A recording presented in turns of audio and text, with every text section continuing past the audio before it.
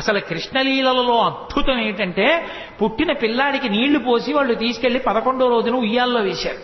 ఉయ్యాల్లో వేసి పడుకోబెడదామని ఉయ్యాలా ఊపుతున్నారు. ఏదో ఎవరికి వచ్చిన పాట వాళ్ళు పాడుతున్నారు. అందరూ ఎంఎస్ సుబ్బలక్ష్మి గారు, లతా మంగేష్కర్ అక్కర్లేదు పిల్లల్ని పడుకోబెట్టడానికి. తల్లి ఎవరు ఏదో పాట పాడుతుంది. ఎంతమంది గోపకాంతలు వచ్చి పాట పాడిన నిద్రపోడే.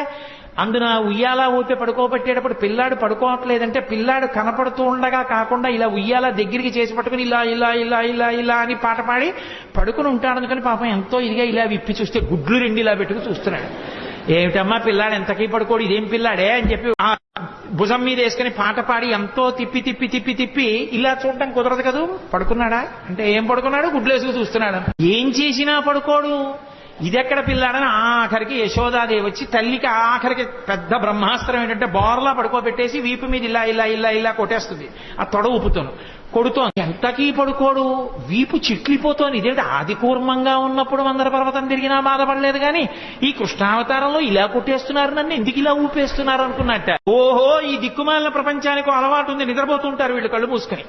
నాకు నిద్రపోవడం అలవాట్లేదు. నేను నిద్రపోతే లోకాలు నిర్వహించేవాడెవరు. నేను పడుకోమని జో కొట్టేస్తున్నారు, నేను కళ్ళు మూసుకోపోతే వీళ్ళు ఇలాగే కొడతారని నిద్రపోయిన వాళ్ళ కళ్ళు మూసుకున్నట్టు.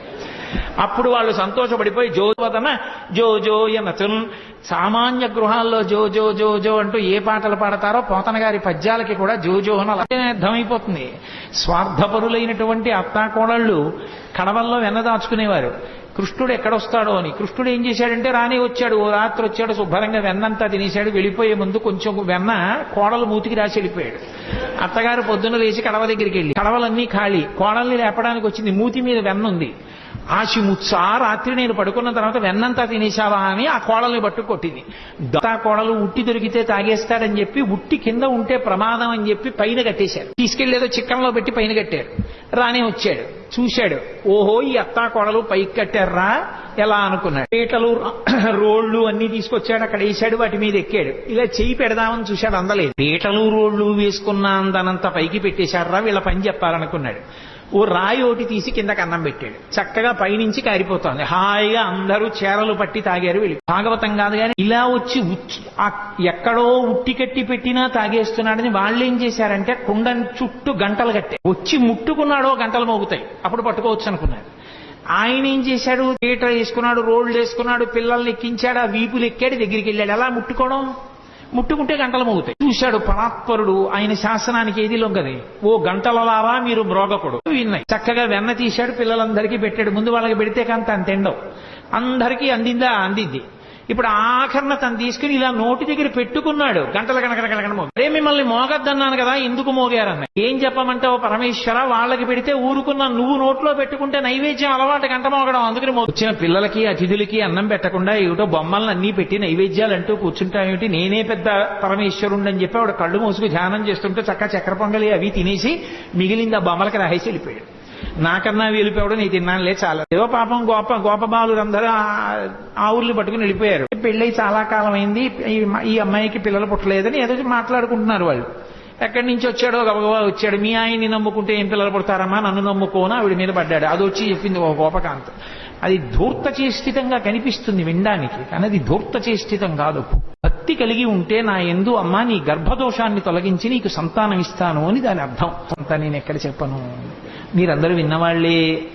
ఒక్కొక్క లీల వెనక మళ్ళీ ఎంతో పరమార్థం. ఆ పరమార్థం అర్థమైనా అర్థం అవ్వకపోయినా ఇప్పుడు నేను లీల ఒకటి చెప్తుంటే మీ అందరూ పక్కున నవ్వే. ఏదో ఒక గోపకాంత చాలా కాలం అయిపోయింది, ఎవరింట్లోనూ చిక్కపట్టలేదు ఈ కృష్ణుడు. వస్తున్నాడు, వెన్నెత్తుకుపోతున్నాడు, ఎలా అయినా పట్టుకోవాలి. యశోద మా అబ్బాయి అలాంటి తప్పులు చేయడం మాని కదా అంటోంది. రెడ్ హ్యాండెడ్ గా పట్టుకున్నాడంటారే, అలా వెన్న చేత్తో ఉన్న కృష్ణుడిని పట్టుకోవాలడికి అని కావాలని కడవ తీసుకెళ్లి గుమ్మం దగ్గర పెట్టి వస్తాడుగా.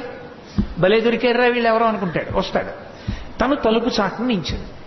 పట్టుకుంటాను ఈసారి. ఈ ఉత్తి చేత్తో ఉంటే మళ్ళీ అమ్మో ఏం దబాయిస్తాడో, కొంచెం నోటికి కూడా పూసుకున్నాక పట్టుకుంటాను. తలుపు చాటున నించుని చూస్తోందో వచ్చేసాడు. వచ్చేస్తే తెలిసిపోతుంది ఏంటి, ఏదో సజ్జలు పెట్టుకుని వస్తాడు చప్పుడు చేసుకుంటూ. వచ్చి వెనకాల పిల్లలందరూ వస్తారు. ఆవిడ పక్కనే ఉంది పట్టుకుందామని. తెలియదు కదా, తెలియదని మనం అనుకోవాలి అందాక. అందుకు తెలియదు ఆ పక్కనే ఉంది గోపిక పట్టుకోవడానికి. అందుకని ఒక్కొక్కళ్ళని సంజ్ఞ చేశాడు. ఇస్తున్నాడు, పెడుతున్నాడు. చక్కగా ఒక్కొక్కడు పుచ్చుకుంటున్నాడు. బఫే భోజనంలా ప్లేట్ పెట్టుకుని వెళ్ళిపోతున్నాడు తినడానికి. ఆఖరణ అందరే అయిపోయింది లైన్, ఎవరు లేరు. కాబట్టి ఇప్పుడు తను తినచ్చు. కూర్చుని అలాగో ఓపికెళ్ళారు, ఈ ఇంట్లో పిచ్చేళ్లు బయట పెట్టి వెళ్ళిపోయారని చెప్పి చక్కగా తీసుకుని ఇలా నోట్లో పెట్టుకున్నాడు. పెట్టుకోగానే గోపిక వచ్చి పట్టుకుని ఆ కృష్ణుణ్ణి చూసింది. పిల్లాడు కదా, భయపడిపోయి ఇలా అనాలి, ఏమీ అనలేదు. ఇలా దేవుడు ఇంత ధైర్యం అనుకుంది. అనుకుని అసలు ఏమంటాడో చూద్దామని, ఎవరు పిల్లాడా నువ్వు, తెలుసు కృష్ణుడని, ఎవరు నువ్వు అని. ఆయన ఏమనాలి, నేను కృష్ణుణ్ణి అనాలి. ఆయన కృష్ణుణ్ణి అనలేదు. బలానుజ, బలరాముడి తమ్ముడు అన్నాడు. మధ్యలో ఆయన ఊసేందుకు? ఆయన ఏమైనా వచ్చాడా, తిన్నాడా, దొంగతనాలు చేశాడా అంటే ఎక్కువ మందిని ఇన్వాల్వ్ చేస్తే శిక్ష తక్కువ పడుతుంది.